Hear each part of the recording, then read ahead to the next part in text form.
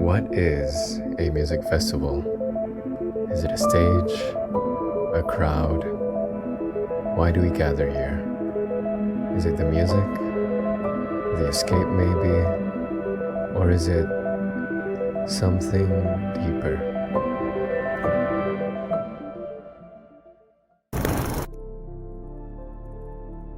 So yeah, music festivals are super important to me. I love music festivals. I think if done right and well, they really get to capture the essence of the city or the landscape or just the space they're in. Yeah, I really enjoy festivals and I enjoy like checking out brand new festivals or traveling for them. If given the opportunity to play for a music festival, the mindset to doing a show like that will be totally different in comparison to your normal local shows. The scale will be a bit bigger, I guess, and the stage you have to work with will be a bit bigger. The audience is going to be a bit different, and I think that encourages a different mindset for you as a performer or a performing artist or like an artist in general, you know. I think they are life-changing. I think back when I attended one of my first big official music festival thing, it was in Laneway, Singapore, and just that one FKA Twigs performance just caught me like off guard because it was so good. I think probably my top 2 performances until now, and really depends on the type of festivals you go and the friends you go with. But on the personal level, I think that how music changes and puts so many emotions in certain person, I think that's an experience and that's an atmosphere that needs to be really pushed towards in the future and more to come. It's really a surreal experience. They're really important to me because I feel like growing up in a place where no artist comes to, or they come like every half decade, getting to go to a music festival, sort of streamlines that live music experience. You get to see all your favorite artists in one go, and you can make a day of it rather than spending so much time and energy just to see one artist and like driving to Singapore, flying to Bangkok, just for that. And also live music is really important to me, and I think music festivals are kind of the best and biggest celebration of that. And also good as like have a good time. I think as an artist manager or like artist liaison standpoint all the time, like I have the most fun every time seeing how people from different area interact with each other, because I always feel like it's like such a big melting pot for everyone to get to know either each other or like each other's point of view all the time. So I always had the best time like interacting with like regional artists and say like, oh, how's the scene in Jakarta, for example, and then like they'll ask us the same thing. So how's Malaysia, or like the artists here, and then the scene here, the culture and all that. So it's like without people, it's very hard to move. So it's so personal and so like human about it. So yeah. I think music festivals are important to me because it's a shared listening experience, and it's the best way for me to kind of find people who would match my vibe and kind of the demographic I'm looking for. And it's not only just to listen, but it's also to move, to dance. So it's also an active experience that I like spending most of my time to be in. I think it's a place to champion celebrating a movement or an emotion even at these events, Culturally, it unifies us it makes the world seem less crazy. I mean, it's already pretty crazy, right, the world, but it makes it seem less lonely because you have the chance to meet like-minded people at festivals, Yeah.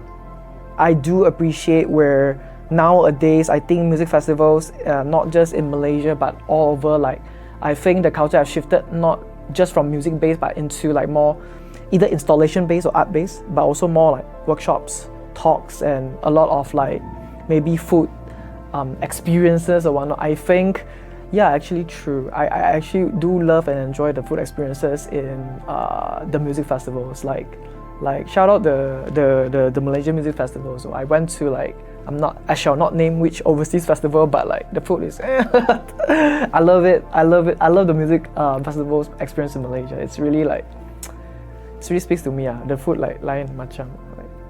A celebration of music like that kind of allows smaller artists a platform as well to perform with maybe some of their biggest artists as well, and not just the opening act. But I love when music festivals have a little local artist section as well, because there's, in my opinion, no better way to discover an artist when you're standing right in front of them and hearing music for the first time.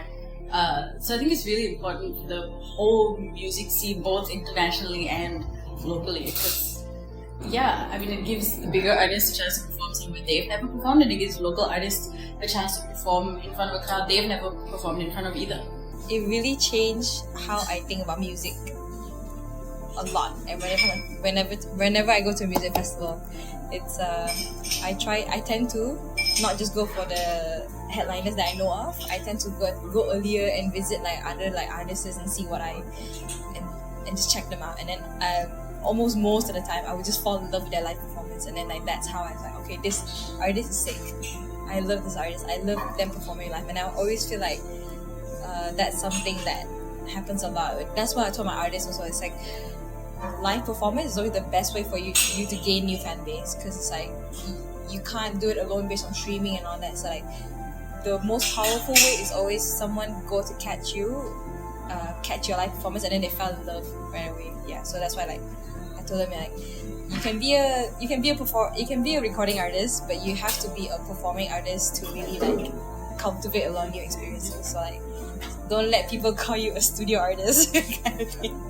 I think music festivals either they kind of challenge cultural norms or they either embrace it, because I was spending maybe 3 years in the Netherlands for university, and I think for there compared to Asia you can definitely see how they challenge more cultural norms, because I was in a festival that was in a church, for example. I don't know if this is too I can't mention it, but I was in a church and the DJ set was on the altar podium, and it just kind of showed how it really challenges culture but also embraces it, because it's trying to bring people together and listen to music in a place that you wouldn't think people would listen to music in, right? And it's also for Balinese beats, when they kind of put traditional music into more house music, all that is kind of embracing culture as well. So I think that's how it both challenges and embraces it.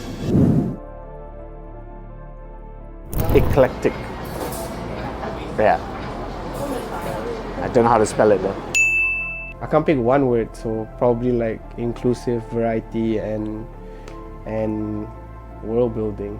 Chaotic, but not chaotic. The opposite of that. I think a perfect music festival needs to come from curation. It's the sponsor, the marketing, the branding, and everything. It has to be picked nicely, and it's not everything just go and then just simply do it, and then at the end of the day it's not cohesive or whatever. So I think curation in terms of every aspect for the festival is very important. Yeah, I would say immersive, immersion, full immersion, because for me the most important part is that I am fully in that space when I'm in a music festival. I will go with Bob Marley and Wailers' original lineup playing the Sunset set at the festival. If I got to pick and choose, was to see Daft Punk in this new era, where even though they're not around anymore, but if I was to experience the Alive 2007 show, then that's one show that I really want to catch. Okay, Charlie XCX, 100% Charlie XCX. I just really want to see Doja Cat near my region so I can catch her live. I would sell my car to see Doja Cat on a big ass stage. I would choose, I don't know if you guys know Quinlan Blackwell. There's this TikTok girl, she's on Instagram and everything, and I just feel like she would be perfect to party with in a festival. Yeah. It has to be everything, right? And everything has to come together perfectly.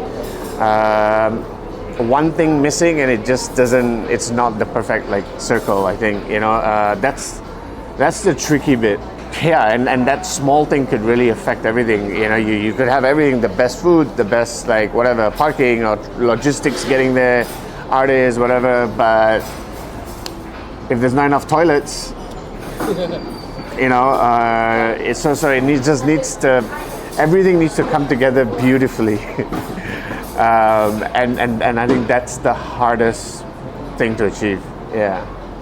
I would say nothing else more important than just curation, you know, because I think that's what makes a dope festival, you know, like with proper curation. You're definitely not going to catch every single person that performs that, but you have the power to curate as a festival goer to catch the acts that you want to catch, then I think that's the most important part. So as a festival organizer, being in the shoes of people who come, I would say that curation part is super important. I'll say a lot of things though, because even to not just the act itself, but also like the arrangement of the set timings, even like the design of the stage, even the placement of the speakers and the whole arrangement, everything is so important to me. I think it's memorable when like that special moment is actually achieved by, you know, with yourself or with your friends. It might be a golden hour in like, you know, like sunset times, and then you're watching like one of your favorite acts like singing or performing, and that's beautiful to you. Or it might be like just like a good experience because you are with your loved ones and your friends. So I really think it's memorable because of like how everything is really tying together, and every person from the music festival plays an important part. The lineup, definitely. I think how well organized it is, whether it's like conducive to just, you know, the crowd getting there, having a good time, and then getting out, that kind of thing. But yeah, I think the main thing for me is lineup, because if there's like a couple of people that I don't really want to see, it kind of. I think the most memorable part of a music festival is definitely the small little side quests or interactions that you have with people, and the different people you get to meet after the music festival as well, right? So you have like that core memory with a bunch of people, and also just the small interactions. As a vendor also, you get to kind of like explain what you do to like music goers who actually appreciate the art and not just want to like buy things, right? So it's like they appreciate the culture and the art of music festivals as well. Right. Okay, sick.